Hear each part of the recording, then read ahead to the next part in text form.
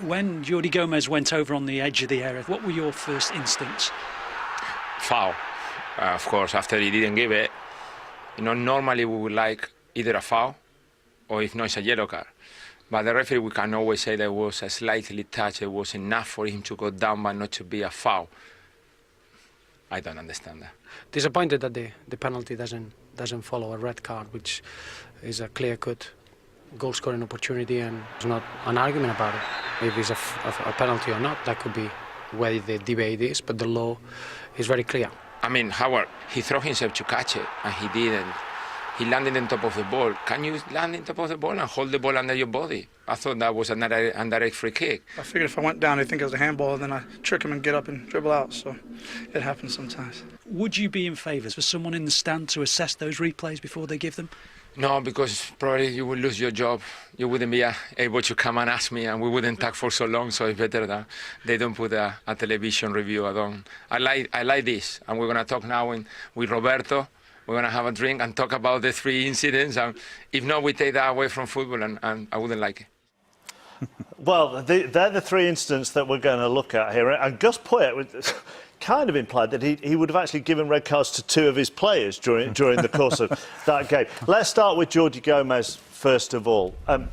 This could have been a straight red, couldn't it, for the tackle on Gareth Barry? I think it should have been a straight red. It's reckless, it's over the top, it's late. I hope Gareth Barry's all right. I know you stretch it off, but he's very, very fortunate, Jordi Gomez, not to get a red card there. I mean, the ball is actually 2 yards away, Martin. Yeah, awful challenge. He's not broken his leg. The X-rays are assessing the damage. No, but that's a painful one, certainly. And when you're on a booking like that, then we had this bizarre situation. Lee Mason here on the edge, Gomez here, looks to me like he dives. If it's not, it's a free kick. The referee, for some reason, puts his whistle to his mouth, as if he's going to give he's going to send him off, it's a second yellow, or he's going to give a free kick. And he gives neither. He waves play on. Yeah. It was bizarre, to say the least. For me, I think he's taken a dive there, and I think he's very lucky that it wasn't a second yellow. But obviously the referee wasn't convinced. Look at the players, look, none of them actually know what's going on here. Look, what is that, no dive or no free kick? McCarthy's saying keep going, keep going. It's ridiculous. Didn't understand that. Connor Wickham lucky? Yeah, very. I mean, Roberto said it there, it's just so simple, this law. He's denied him a goal-scoring opportunity, Wickham. He's the last man. It's a clear opportunity. Legs, then ball. It's a penalty. Legs, then ball, absolutely. Yes, it's a penalty. So if it's a penalty and he's last man, how on earth is that not a red card? Typical striker, isn't it? Going back, attempting to make a tackle makes a hash of it. So, Gus Poyet was asked then whether having somebody in the stands would help clear up controversial decisions. Given how much of the afternoon we have spent discussing Tim Howard lying on a ball, I'm fairly sure this game would still be going on if we were asking to a judge on this decision. Well, I think Lee Mason's had a nightmare here. I mean, Tim Howard... what would you give First here? of all, Tim Howard should be clearing this ball. There's not enough weight on it, and he lies on the ball. For me, that's a free kick. And I think Tim Howard knows exactly what he's doing. He's underestimated how much strength's on the ball. The referee, for me, is in a bad position. He should be running back to keep up with play. And Tim then runs out with the ball. It's not as if he's slipped. He's deliberately laid on the ball here. He's actually... Fletcher can't go and kick him and the ball. Can he? I think Fletcher actually jumps out of the way, yes? Fletcher's helped him, really, because he hasn't actually gone... If he goes to tackle that, it has to be a free kick. But he hasn't... He's laid on the ball. It's ungentlemanly conduct, though, to lie on the ball. But what's the ungentlemanly conduct in it? You just can't... It's not fair to do so, is it? It's his mistake. But he's laid on it for less than a second. So you could argue that he stopped it, controlled it and got up. You could argue that.